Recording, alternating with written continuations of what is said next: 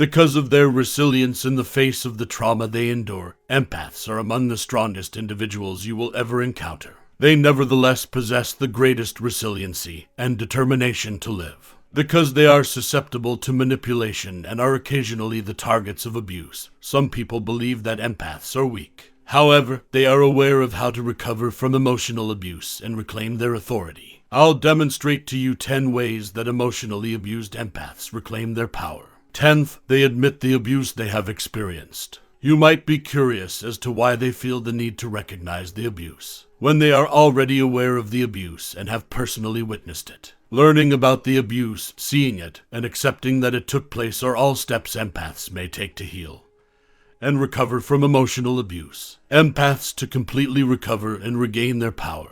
They must honestly admit their past pain, despite the fact that recalling the past can be extremely difficult. Knowing what they've gone through and what they can take away from it can help them avoid it in the future. Even if they haven't acted in the same manner, they have a tendency to project their prior abuser onto others. Nonetheless, if they have internalized the lesson that not everyone is the same as their abuser, they'll be able to get up and leave behind the agony and anguish they've known in the past. The longer they ignore the emotional suffering caused by the abuse, the more harm it will do to them in the long run. 9. They are aware of the significance of healing. The most important component in overcoming trauma and recovering your power is healing. Healing might vary depending on the individual, especially empaths, who frequently suffer from trauma and abuse. However, recovery and letting go of the previous traumas are the goals of healing.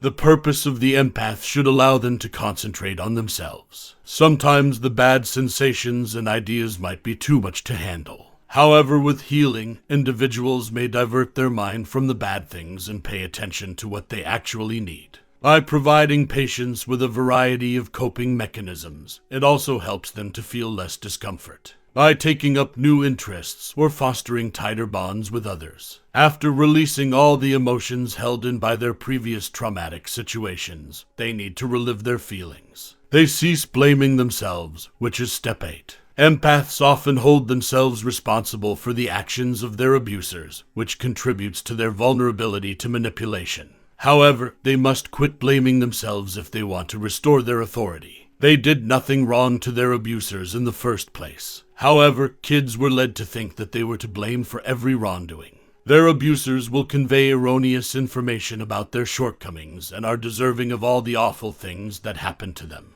They must understand that it was never their fault in order to properly recover from this abuse. They will be well on their way to recovering entirely if they manage to achieve it. Number 7, they start embracing affirmations of positivity. Empaths can restore their abilities by redirecting their subconscious minds and starting to push them with optimism. Their inner critic or negativity might lead to self-sabotage and prevent them from accepting good things. By using a daily strategy of positive affirmation, people may redirect their internal critic. Positive affirmations may stop disruptive and unwanted ideas in their tracks and change them into something constructive. You may modify positive affirmations to address your unique scars and anxieties. The reverse discourse is among the most powerful ways to use these positive affirmations, in addition to stating them out loud. All encouraging words will be voiced via a tape or recorded by the empath, and often listen to them.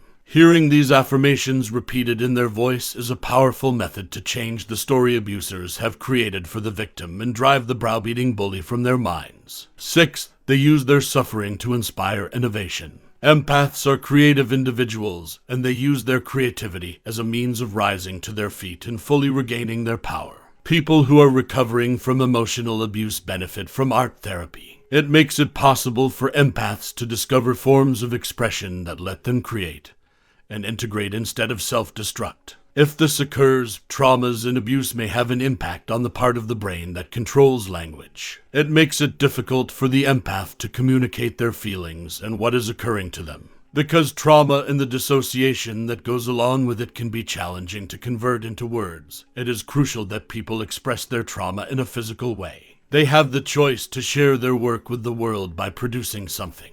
Their ability to transform their suffering into art has a profound impact on both them and those who support them. The 5th thing they do is do breathing exercises. Even though breathing exercises are straightforward, they provide an abused empath a shot at fresh life. They may control their fight, flight, freeze, or fawn reactions to memories and ruminating thoughts by combining breathing exercises with meditation. They may better control their emotions and deal with their painful triggers by paying attention to their breathing. Meditation can also change the way their brains are wired, in order to carefully address any unhelpful reactions that leave them stuck in the traumatic situation. 4. They don't hesitate to seek for assistance. Requesting assistance is not a show of weakness. Instead, accepting that you can't accomplish things alone shows fortitude on your part. An abused empath will be able to recover more quickly and effectively if they have assistance. Some individuals can aid in their recovery and healing from the traumatic event. Nevertheless, seeking the assistance of mental health specialists aids in a speedier recovery. They are experts in trauma and are familiar with the signs. Additionally, they offer help to organizations made up of other survivors who understand their situation.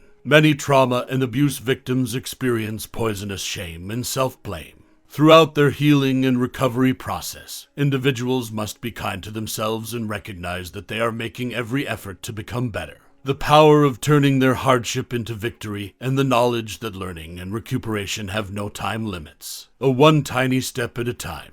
Thirdly, they use their bodies to cure their minds. A traumatized empath can heal from their terrible experience with the aid of breathing exercises and meditation. They may also do this by maintaining both their physical and mental wellness. Only when they are physically strong and fit can they experience good mental recovery. Traumas affect both the body and the psyche. It's critical that they locate a physical outlet for their powerful feelings of anger, wrath, and loss that as a result of abuse and trauma they will undoubtedly experience. This will help them fight the paralysis that comes with trauma, making them experience numbness and freezing.